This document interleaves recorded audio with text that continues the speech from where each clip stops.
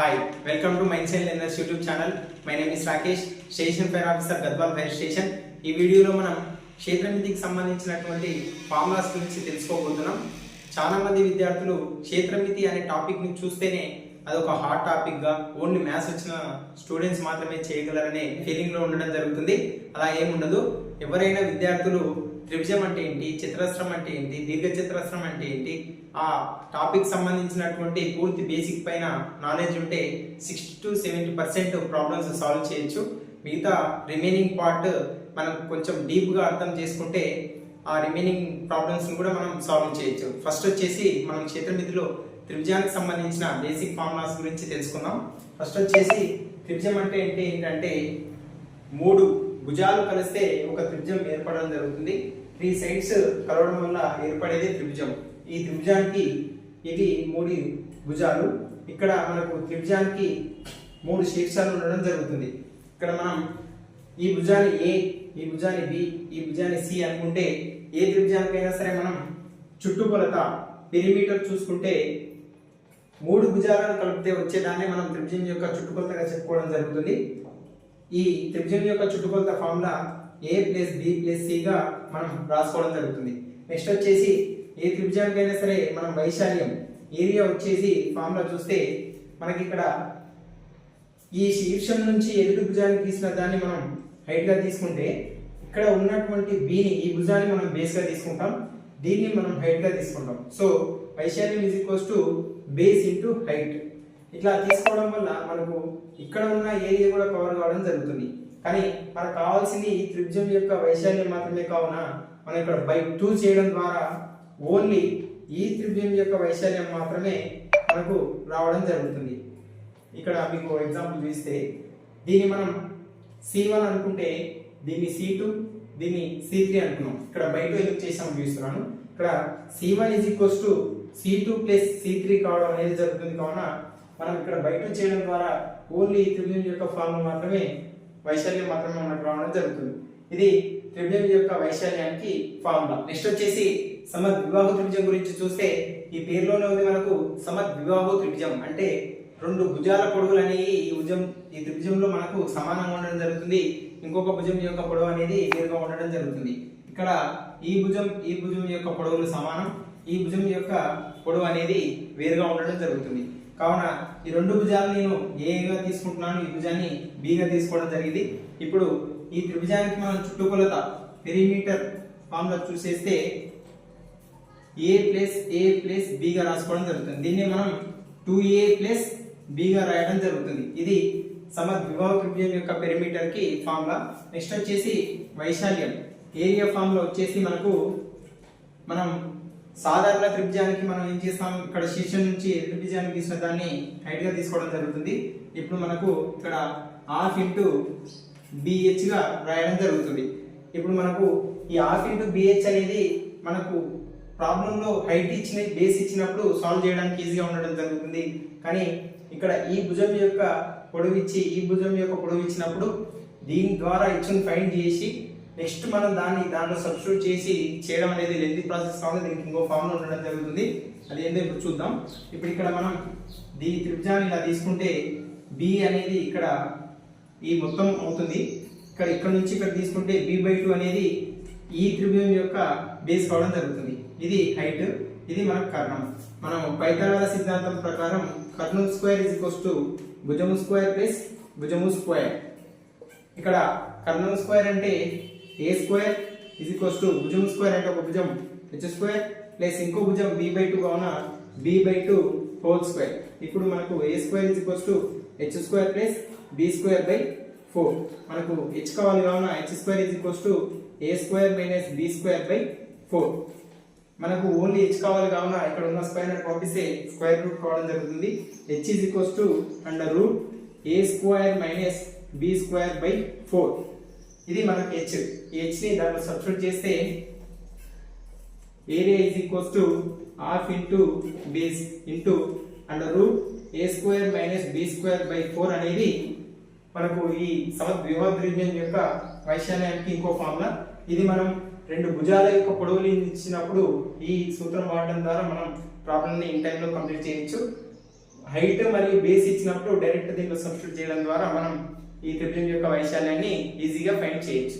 Next వచ్చేసి సమబాహు త్రిభుజం చూస్తే ఇక్కడ ఈ త్రిభుజం యొక్క భుజాల యొక్క పొడవులు అనేవి సమానంగా ఉండడం జరుగుతుంది కావున ప్రతి భుజాన్ని నేను ఏగా తీసుకోవడం జరుగుతుంది.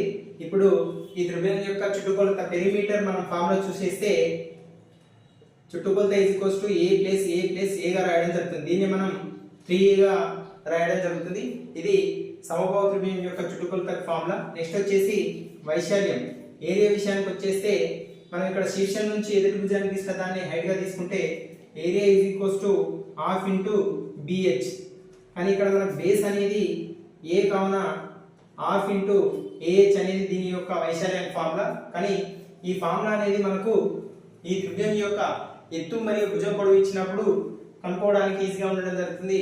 కానీ ఒక భుజం యొక్క పొడవు ఇచ్చేసి ఈ త్రిభుజం యొక్క వైశాల్యం కనుక్కోన్నప్పుడు మనం √3/4 a² అనే ఫార్ములాని మనం యూజ్ చేయడం జరుగుతుంది.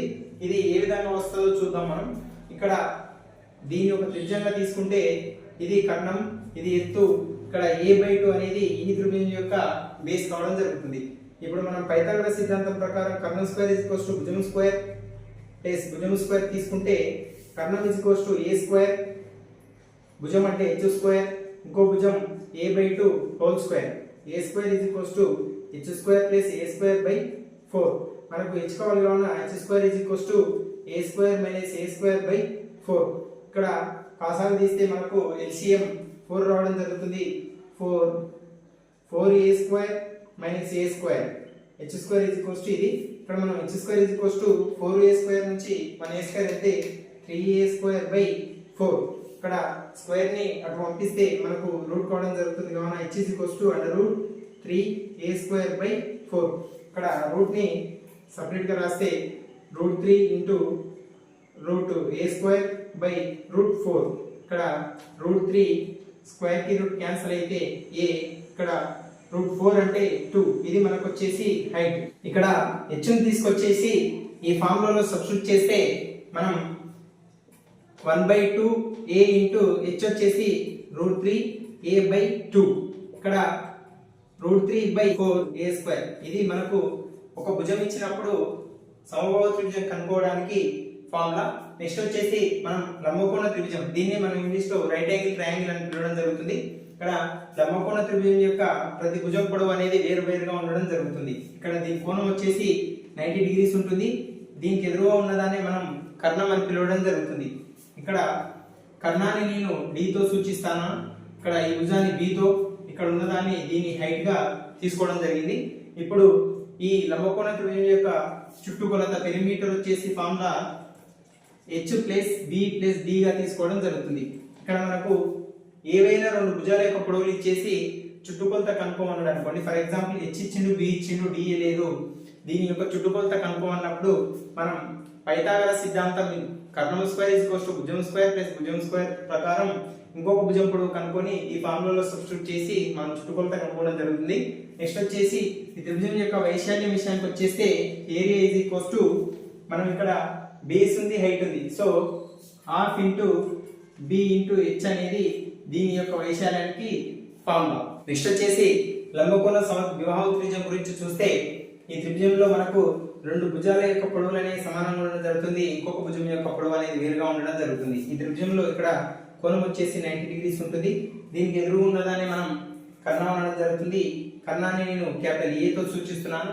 ఇక్కడ సమానంగా ఉన్న రెండు భుజాల పొడవులను A తో సూచించడం జరుగుతుంది. ఇక్కడ క్యాపిటల్ A అనేది కర్ణం వచ్చేసి మనకు √2a అనేది కావడం జరుగుతుంది. ఇది ఏ విధంగా అవుతుందో చూద్దాం. పైథాగరస్ సిద్ధాంతం ప్రకారం కర్ణం స్క్వేర్ భుజము స్క్వేర్ ప్లస్ భుజము స్క్వేర్. కర్ణం అంటే ఇక్కడ మనకు క్యాపిటల్ A కావున capital A² a² plus a². Capital A² a² plus a² 2a². ఇక్కడ రూట్ ని మనం అటు పంపిస్తే స్క్వేర్ రూట్ కావడం జరుగుతుంది కావున capital A √2a². Capital A root ని సెపరేట్ గా రాస్తే √2 ఇంటూ √a².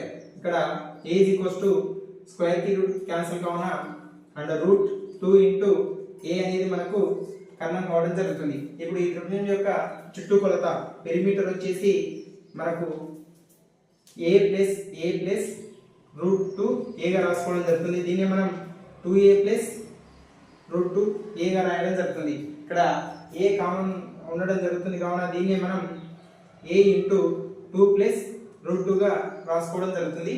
ఇది ఈ త్రిభుజం యొక్క చుట్టుకొలతకు ఫార్ములా. నెక్స్ట్ వచ్చేసి వైశాల్యం విషయానికి వచ్చేస్తే ఏరియా ఈజ్ ఈక్వల్స్ టు ఇక్కడ మనకు బేస్ అనేది ఏగా ఉండడం జరిగింది, అదేవిధంగా హైట్ అనేది కూడా ఏగా ఉండడం జరిగింది కావున హాఫ్ ఇంటూ బిహెచ్ లో వాటిని సబ్స్టిట్యూట్ చేస్తే హాఫ్ ఇంటూ ఏ ఇంటూ ఏ, దీన్ని మనం హాఫ్ ఇంటూ ఏ స్క్వేర్ గా రాయడం జరుగుతుంది. ఇది లంబకోణ సమద్విబాహు త్రిభుజం యొక్క వైశాల్యానికి ఫార్ములా.